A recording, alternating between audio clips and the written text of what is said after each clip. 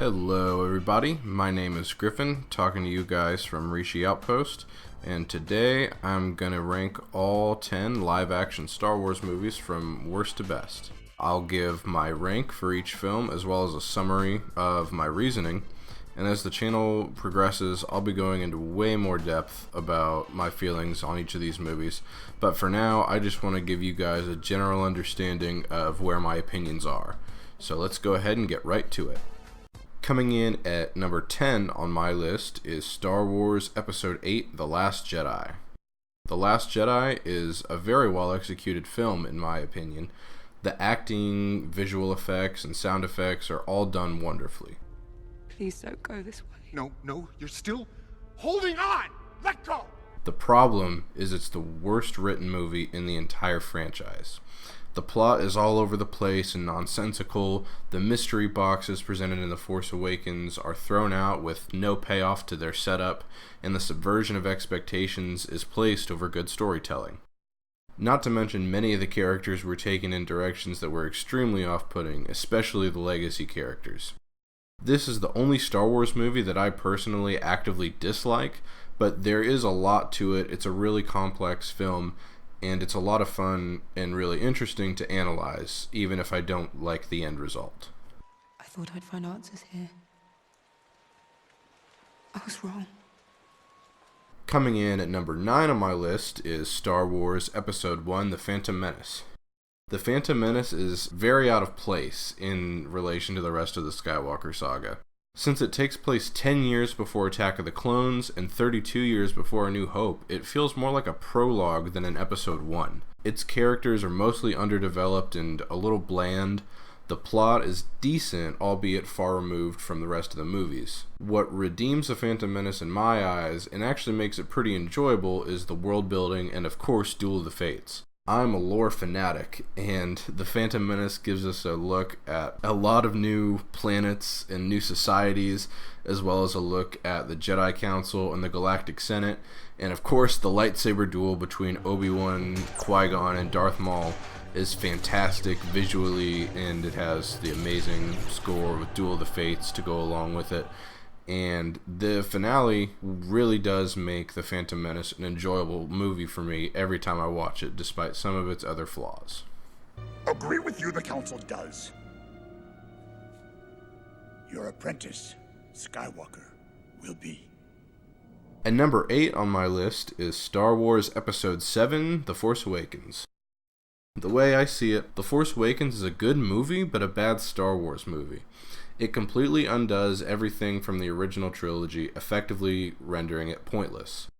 Han, Luke, and Leia all regress as characters, and the galaxy is back to a small group of rebels fighting against an all-powerful empire.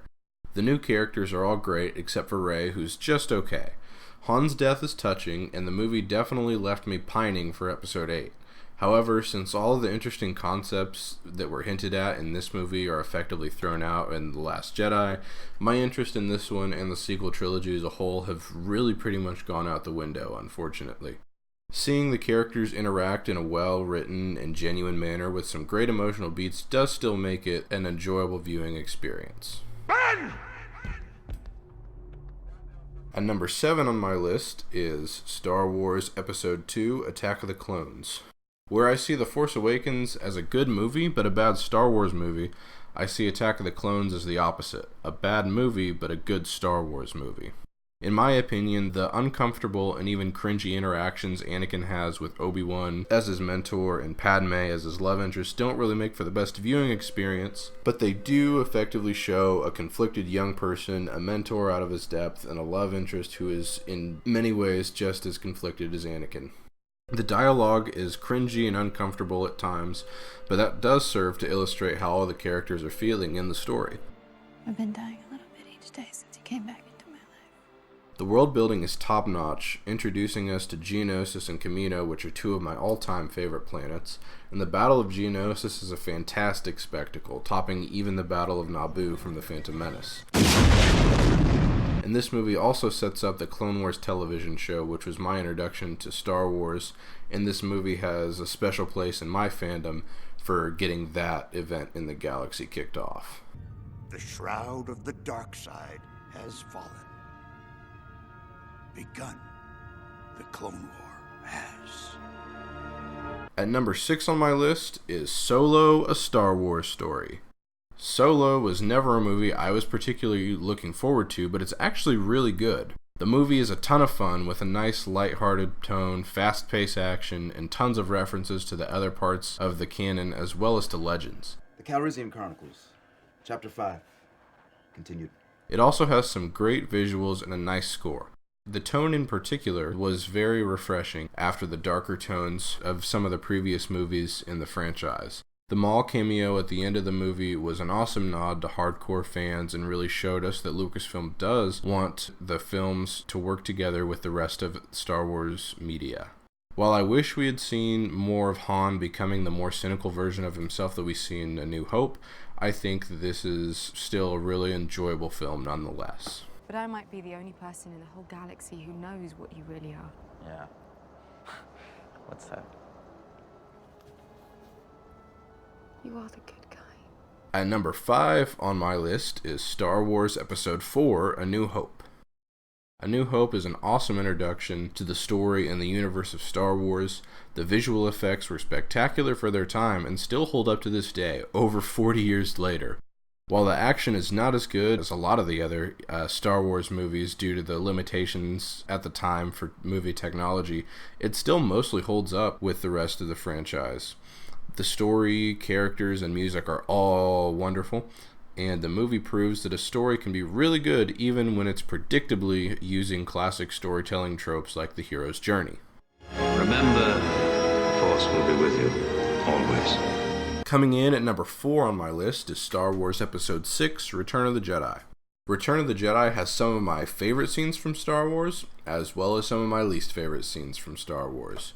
The rescue of Han from Jabba's palace takes too long in my opinion. I don't hate the Ewoks, but I don't really like them either. Sometimes during the Jabba's palace scenes, and even at some points on the Battle of Endor, the movie feels way too slow and way too low stakes, which is in stark contrast to parts of the movie that feel epic like they should.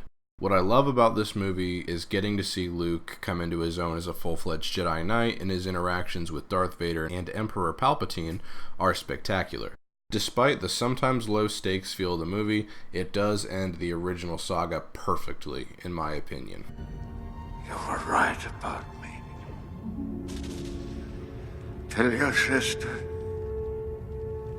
You were right. Coming in at the number 3 spot on my list is Star Wars Episode 5, The Empire Strikes Back.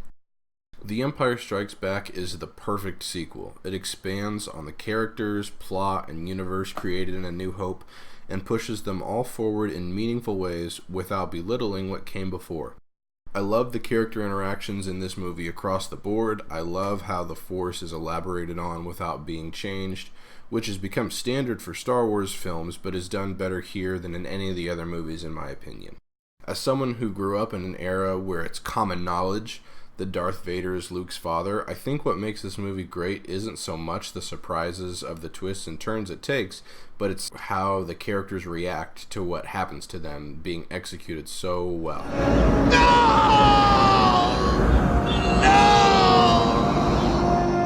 Coming in at the number 2 spot on my list is Rogue One, a Star Wars story.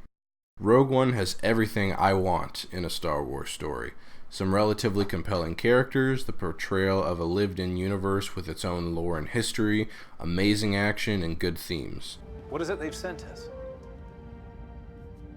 Hope. The only flaw I think Rogue One has is its characters are a little underdeveloped, but I do think they're fleshed out and sympathetic enough for me to feel sad during each of their eventual demises. The score is also wonderful, which was a pleasant surprise to me since it was the first film that John Williams did not score. The nods to the fans are mostly really good, although one or two go a bit over the top and make the universe feel a little too small. But all in all, this movie is spectacular, and I really do hope that at some point in the future, Lucasfilm will start doing some more standalone films that are based on events in the universe, like Rogue One. Your father would have been proud of you, Jen. The top spot on my list goes to Star Wars Episode 3, Revenge of the Sith. Revenge of the Sith is the perfect Star Wars movie in my eyes. It has some awesome action, stunning visuals, intense character interactions, expansive lore additions, and a tragic story which is executed beautifully. I love this movie from the beautiful opening shot of the Jedi cruiser orbiting Coruscant to the sunset on Tatooine at the end of the movie. The prequel trilogy could not have gotten a stronger finish.